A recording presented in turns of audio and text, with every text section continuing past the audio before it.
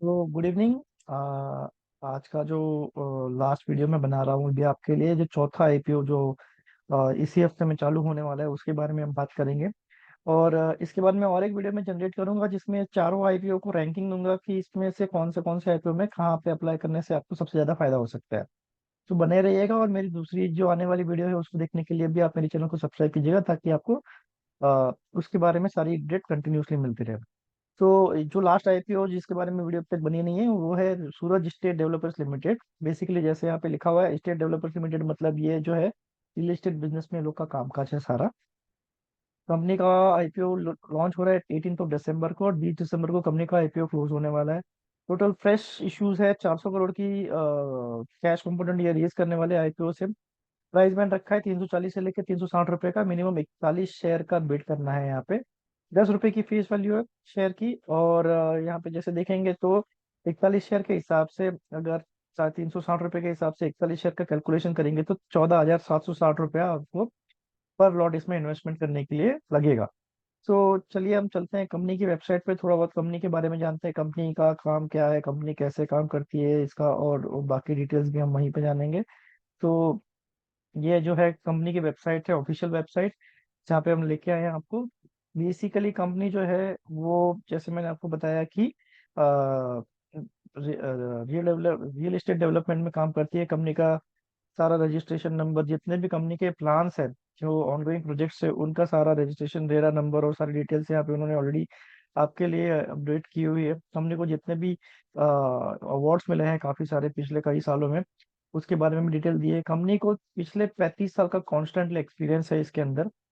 और इन 35 सालों में उन्होंने करीब करीब 42 प्रोजेक्ट्स जो है रेसिडेंशियल और कमर्शियल सेगमेंट के अंदर उसके ऊपर पूरा काम कंप्लीट किया हुआ है। और 10 लाख स्क्वायर फीट जो है ये करीब प्राइम लोकेशन के अंदर इन्होंने मैन्युफैक्चरिंग मतलब कंप्लीट करके दिए हुए हैं।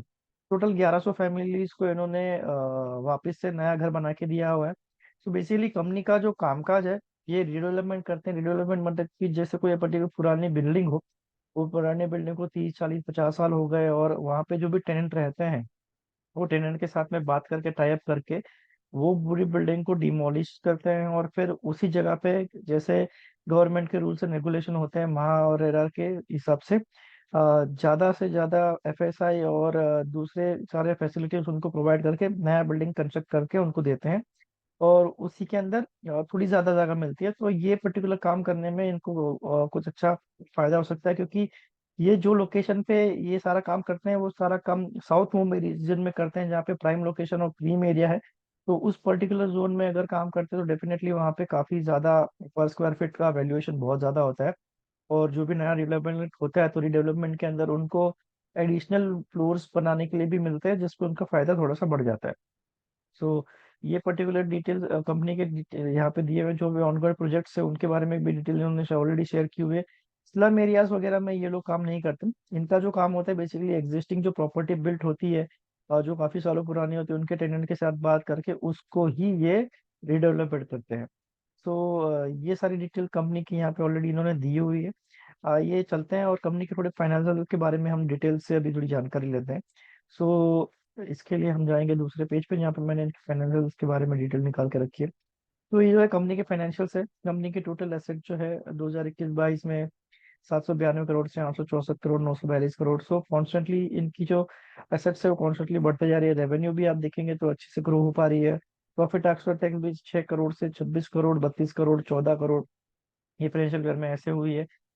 ओवरऑल यहाँ पे देखिए तो इनका जो डेट टू इक्विटी रेशियो है या यहाँ पे इनका जो बोरोइंग है वो एक थोड़ा सा प्रॉब्लमेटिक चीज यहाँ पे दिख रहा है। जैसे 600 करोड़ से 638 करोड़ 593 करोड़ 598 करोड़। सो मोटा मोटा यहाँ पे इनकी बोरोइंग कम नहीं हो रही। और ये जो आईपीओ में ये लोग फंड रेज करने वाले हैं उसमें से कुछ पैसा जो है वो बोरोइंग जो की है वो पैसा रीपेमेंट करने के लिए यूज कर रहे हैं। जैसे कि ये रियल एस्टेट बिजनेस है इनका, तो इनको अगर बिजनेस डेवलपमेंट करना रहता है तो इनको बैंक से लोन नहीं मिलता। ये एक बड़ा प्रॉब्लम है। सो इनको ये सारा पैसा अगर रेस करना है कुछ भी काम करना है तो नॉन बैंकिंग फाइनेंशियल कंपनीज के पास में जाके पैसा रेस करना पड़ता है जहाँ पे रेट ऑफ इंटरेस्ट काफी ज्यादा होता है। सो इस वजह से इनका जो प्रॉफिट मार्जिन होता है वो थोड़ा सा कम हो जाता है।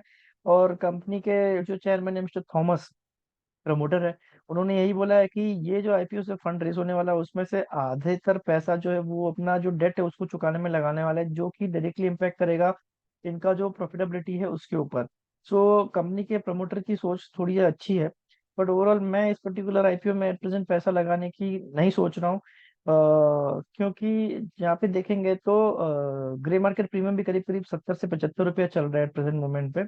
और रियल एस्टेट सेक्टर के अंदर ऑलरेडी काफी बड़े बड़े प्लेयर्स इंडस्ट्री में है, और वो काफी अच्छा परफॉर्म कर रहे हैं। यहाँ पे देखेंगे तो ये मार्केट प्रीमियम के हिसाब से भी करीब करीब 3075 रुपये का अगर आपको अलॉटमेंट होता है तो मैक्सिमम जो पैसा आप बना सकते हो वो 4000 3000 से 3200 रुपये के आसपास का ग्रे मार्केट प्रीमियम दिख रहा है। सो और जो मार्केट है वो काफी बुलिश जोन में है प्रेजेंट मोमेंट पे। हर एक कंपनी आ रही है और यहाँ पे जो बुलिश टोन चल रहा है बाजार का, उसके हिसाब से बहुत पैसा उनको बटोरना है और उसका फायदा उठाने के लिए आ रही है, बट हमको भी थोड़ा सोच समझ के अपना पैसा लगाना चाहिए। सो मैं इस पर्टिकुलर आईपीओ को थोड़ा सा अवॉइड करना चाहता हूँ एट प्रेजेंट, मैं इसमें अप्लाई नहीं करूंगा। और अगर आपको भी अप्लाई करना है तो आप डेफिनेटली कंपनी के जो भी फाइनेंशियल्स है, कंपनी के जो प्रोसेस है मैन्युफैक्चरिंग का, या जो भी कंपनी कामकाज करती है वो सारा डिटेल देख लीजिए, रेड हियरिंग प्रोस्पेक्ट पढ़ लीजिए। और उसके बाद में अपने जो फाइनेंशियल एडवाइजर है उसके साथ में आप कोऑर्डिनेट करके पूरा डिटेल समझ के इस आईपीओ के अंदर अप्लाई कीजिएगा। यही मेरा एक नॉलेज शेयरिंग वीडियो आपके लिए था। आने वाले वीडियो में मैं जो चारों आईपीओ लॉन्च हो रहे हैं अगले हफ्ते उसकी एक डिटेल वीडियो बना के देने वाला हूँ कि इस आईपीओ में अगर कई रिटेल इन्वेस्टर के पास ज्यादा पैसा नहीं होता तो उनमें से वो कौन से आईपीओ में अप्लाई करें जिससे उनको ज्यादा से ज्यादा फायदा हो सके।